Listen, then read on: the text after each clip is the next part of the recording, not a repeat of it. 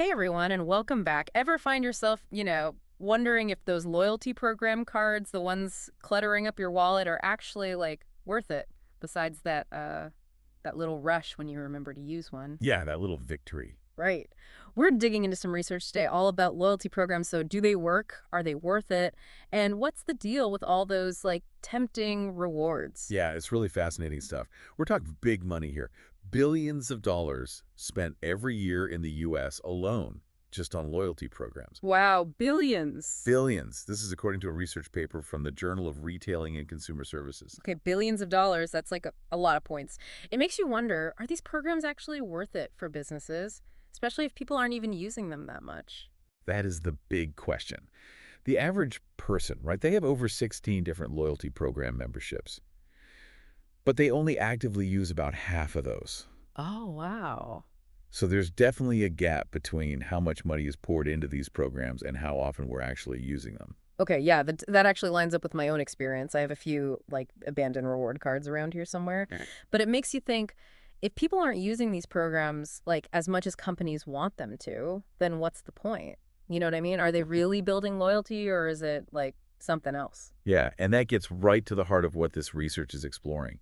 See, some experts think that these programs create what they call spurious loyalty. Spurious loyalty. Spurious loyalty, yeah. Basically, it means that people are sticking around for the points, for those perks, not necessarily because they love the brand, genuinely. Mhm.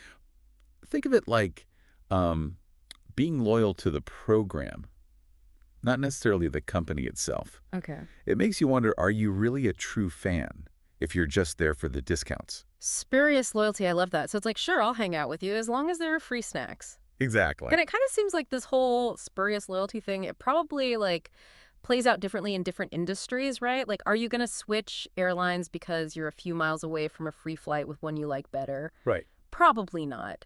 But would you switch grocery stores to save a few bucks, even if it means leaving your points behind? Maybe. Maybe you would. And that's a really crucial point that you've hit on there, because this research, it goes deeper. It Yeah. goes deeper than just that simple points for purchases, and it actually tries to uncover what truly motivates us. Okay. It identifies 4 different types of value that influence how we engage with all those, tempting programs. 4 types of value. Okay, now I'm intrigued. Tell me more. All right, so first we have the classic financial value. Okay. This one's pretty straightforward. It's discounts, rewards, freebies, all that good stuff. Makes sense. Then there's personalization value, and this taps into our desire to feel understood. So when a program remembers what you prefer, or they send you, tailored offers, it feels a little more personal, a little more valuable. Definitely, yeah. Everyone loves feeling like they're getting a special deal just for them. What else? What else is there? So beyond just those personalized deals, you have preferential treatment value. Okay. And this is where we get that VIP feeling, the exclusive access, priority service, perks that make you feel valued as a customer. I like it. And last but not least, you have exploration/hedonic value. Exploration. So are loyalty programs turning us into explorers now? Well, maybe not in the literal sense. Okay. Think of it more as the element of fun, a little bit of discovery. Remember that little thrill you get when you get a surprise freebie? Yeah. Or when you try a new product just because of your loyalty program? That's that exploration factor. And it injects a little sense of excitement. It Yeah. encourages you to try new things, and you still get the rewards. Okay, yeah, that makes sense. So it's not just about the points themselves, it's the experience of earning them and maybe finding something new along the way. Exactly. And according to this research, all these different types of value, they're key to understanding why we engage with these programs or why we don't. But, and this is where it gets even more interesting, engagement. It means more than just buying more. Wait, hold on. I thought the whole point of a loyalty program was to get you to buy more. It's more nuanced than that. Yeah. We're talking about building a more genuine relationship, a longer-term relationship between you, the customer, and the brand.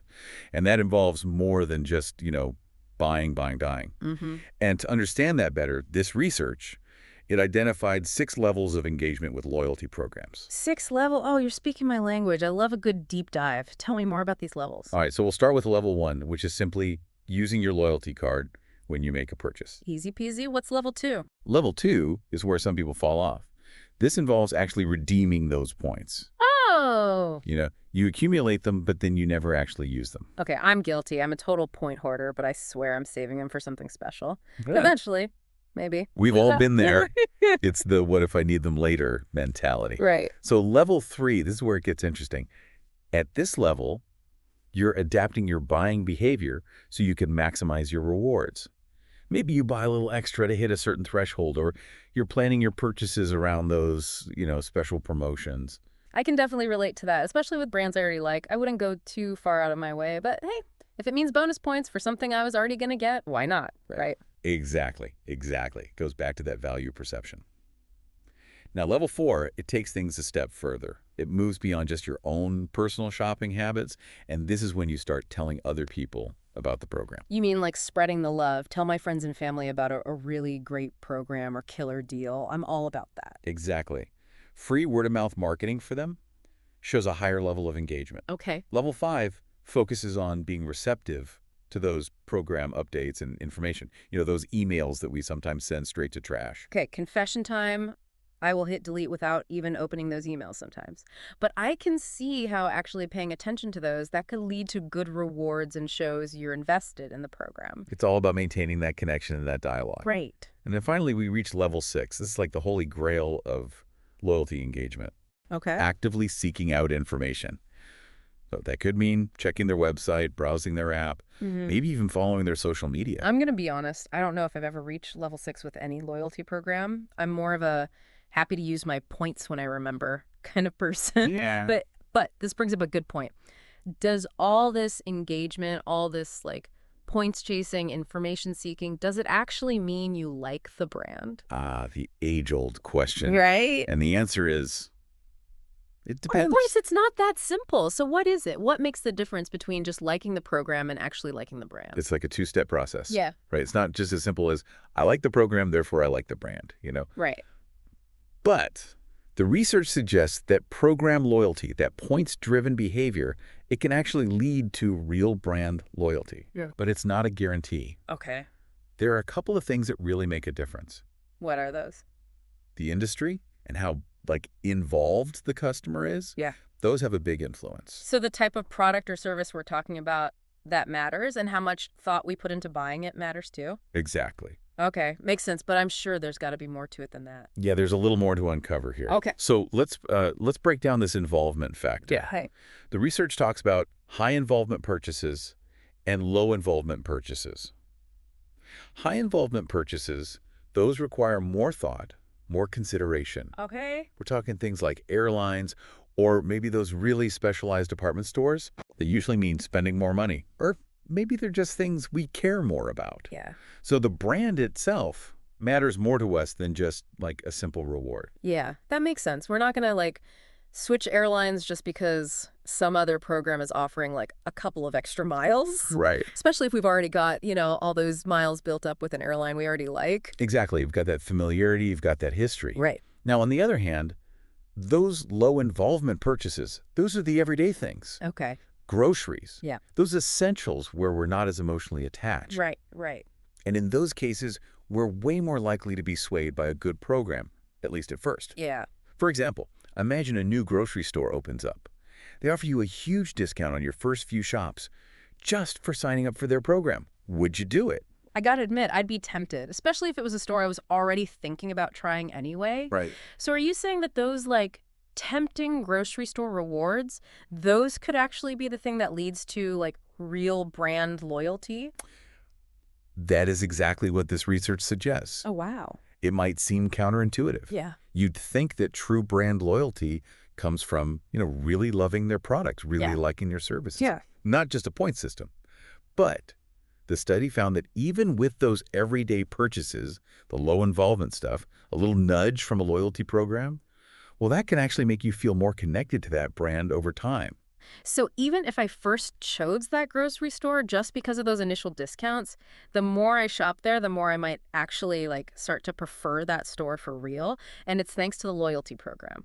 It's pretty surprising. Yeah, it is surprising. It really highlights just how sneaky these programs can be. Yeah, Like, we don't even realize it, but they're shaping how we see these brands and they're influencing what we do. they really are. It's fascinating. It really is. It makes you think about all the ways that these loyalty programs are working on us kind of behind the scenes. And we've talked about a lot here. We've covered billions of dollars spent on these programs, the different types of value that they offer, levels of engagement, and even like the idea of true brand love. Wow. There's a lot to unpack. It is. What does it all mean for the average person who's listening right now, who maybe is rethinking their entire relationship with all those reward cards they have? The biggest takeaway here is that not all loyalty programs are created equal. It's not just about, like, hoarding points to hoard points. It's about why we even collect them in the first place and how those programs actually make us feel. So it's less loyalty program and more value perception program. That's a good way to put it, I like that. because this research really emphasizes that it's all about the customer and how they perceive value. Those programs that do a good job of incorporating those 4 key values, the financial ones, the personalization, the preferential treatment, and that little bit of fun, the exploration aspect, those are going to be the ones that are way more effective at creating real engagement and maybe even, true brand love down the line. It's just like any relationship. The ones that are only about like give and take, those fizzle out fast. But the ones that offer a real connection, something more, those are the ones that last. So it's like we're looking for a soulmate, but for brands. In a way, yeah. So next time I'm at the checkout, staring at my wallet full of cards, trying to decide which one to use, what's the big question I should be asking myself? Ask yourself, why am I pulling out this card in the first place? Okay. Is it just about those points, or is it that feeling of getting a good deal? Or maybe there's something more, something that actually makes you feel connected to that brand.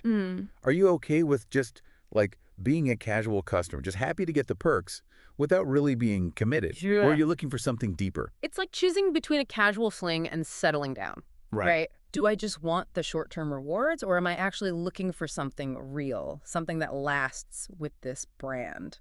That's such a good question to think about. And it makes you realize we don't always think about it consciously, but our feelings really do play into this whole thing. You really, really do. And honestly, how you answer that question, that says a lot about how you feel about that company. Yeah. What actually matters to you as a customer. This has been eye-opening. It's fascinating stuff. It really is. We've gone deep into the psychology of loyalty programs, and honestly, it's kind of amazing how these simple systems, they really do tap into some pretty complex emotions. A huge thank you to you for, breaking it all down with us. My pleasure. And to everyone listening, we want to hear from you. What makes you use those loyalty programs? Is it all about those points, or are you trying to connect with the brands you love? Hit us up on social media and let us know your thoughts. We'll see you next time.